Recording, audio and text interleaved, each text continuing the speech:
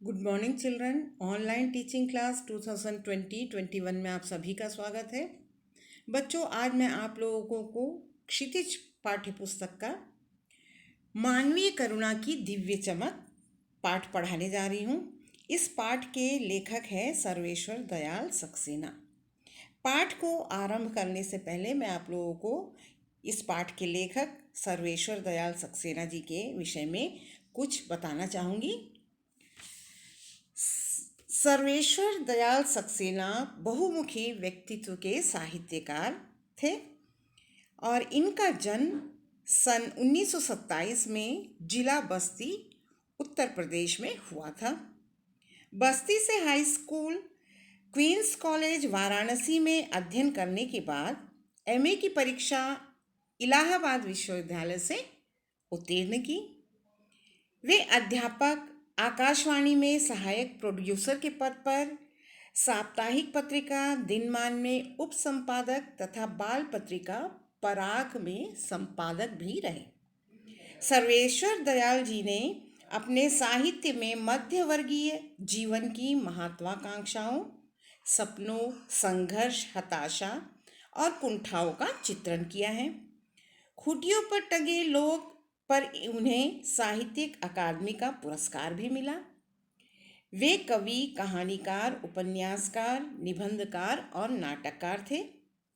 इनकी रचनाओं में काठ की घंटियां, कुआनो नदी, जंगल का दर्द, खूंटियों पर टंगे लोग, पागल कुत्तों का मसीहा, सोया हुआ जल, लड़ाई, बकरी, भौ भौ खौं खौं, बतूता का जूता, लाख की नाक, चर्चे और चरखे आदि महत्वपूर्ण है। अब हम इस पाठ को आगे पढ़ेंगे। इस पाठ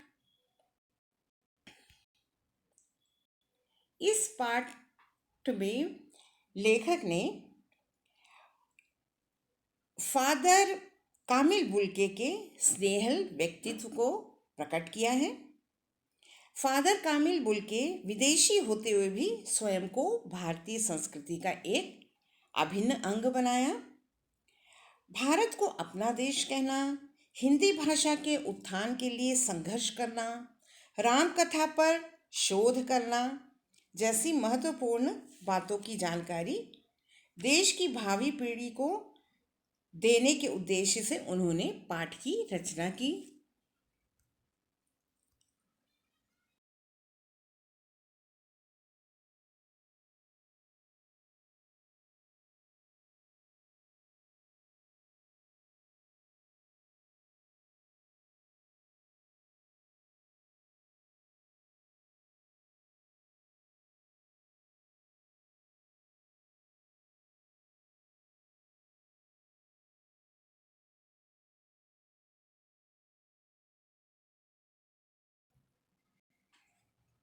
लेखक द्वारा इस पाठ में उन्हें श्रद्धांजलि भी दी जा रही है। बुल्के का भारत तथा भारतीय भाषा एवं संस्कृति से प्रेम ऐसे युवाओं के लिए उदाहरण भी है जो पश्चिमी सभ्यता और संस्कृति को सर्वोपरि मानते हुए यहाँ से यानी अपने ही देश से पलायन कर जाना चाहते हैं। अब इस पाठ को हम आरंभ करेंगे। फादर को जहरबाज से नहीं मरना चाहिए था। जिसकी रगों में दूसरों के लिए मिठास भरे अमृत के अतिरिक्त और कुछ नहीं था, उसके लिए इस जहर का विधान क्यों हो? यह सवाल किस ईश्वर से पूछे? प्रभु की आस्था ही जिसका अस्तित्व था, वह देह की इस यातना की परीक्षा उम्र की आखिरी देहरी पर क्यों दे? एक लंबी पादरी के सफेद चोगे से ढकी आकृति सामने है।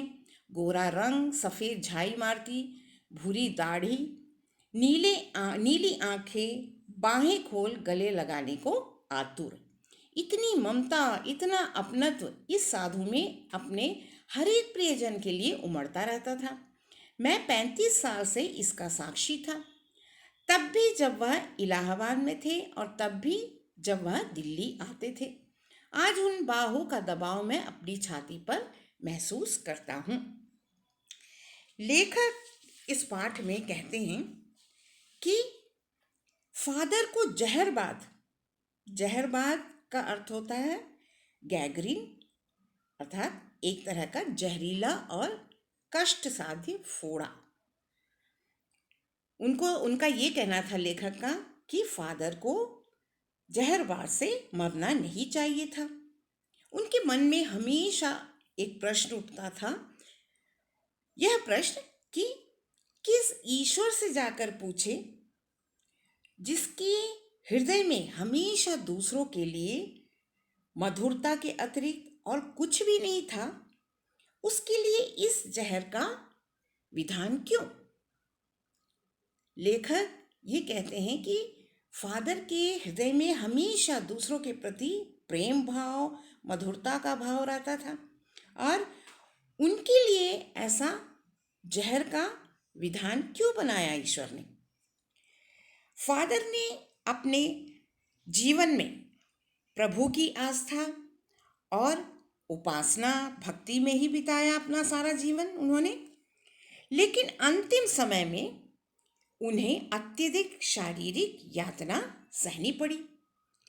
लेखक के अनुसार वो कहते हैं कि जीवन के इस आखिरी पड़ाव में उन्हें ईश्वर ने ऐसी यातना क्यों दी। और उनका ये कहना था कि जो हमेशा दूसरों के लिए प्रेम भाव रखते हैं उनको अपने जीवन के आखिरी समय में इतनी शारीरिक यातना क्यों सहनी पड़ी। और लेखक आगे ये कहते हैं कि एक लंबी पादरी के सफ़ेद जोगे से ढकी आकृति सामने है, गोरा रंग, सफ़ेद झाई मारती भूरी दाढ़ी, नीली आंखें, बाहें खोल गले लगाने को हमेशा आतुर। लेखक का ये कहना है कि उनके व्यक्तित्व का यानी फादर के व्यक्तित्व का परिचय देते हुए लेखक कहते हैं कि एक लंबी और पादरी के सफ़ेद चोगे से ढकी आकृति। सफ़ेद चोगा यानी पादरी हमेशा लंबा सा एक सफ़ेद रंग का लिबास पहनते हैं और गोरा रंग, सफ़ेद झाई मारती हुई भूरी दाढ़ी और नीली नीली आंखें हमेशा दूसरों को गले लगाने के लिए हमेशा उत्साहित रहती थी और दूसरों के प्रति ममता का भाव, अपनेपन की भावना से हमेशा उनका हृदय भरा रहता था, जो हर एक के लिए प्रिय था। लेखक 35 साल से इसके प्रत्यक्ष गवाह थे। जब फादर इलाहाबाद में थे तब भी और जब वो दिल्ली में रहते थे तब भी वो हमेशा फादर का हमेशा दूसरों के प्रति ये भाव उन्होंने हमेशा प्रत्यक्ष रूप से देखा है। आज भी लेखक उनकी बाहों का दबाव अपनी छाती पर महसूस करते हैं। बड़े प्रेम से गले मिलते थे फादर, हर किसी को अपनापन और ममता के साथ वो गले मिलते थे, जिसका दबाव जो है, जिसकी बाहों का दबाव वो हमेशा आज भी अपनी छाती पर महसूस करते हैं। फादर को याद करना एक उदास शांत संगीत को सुनने जैसा है।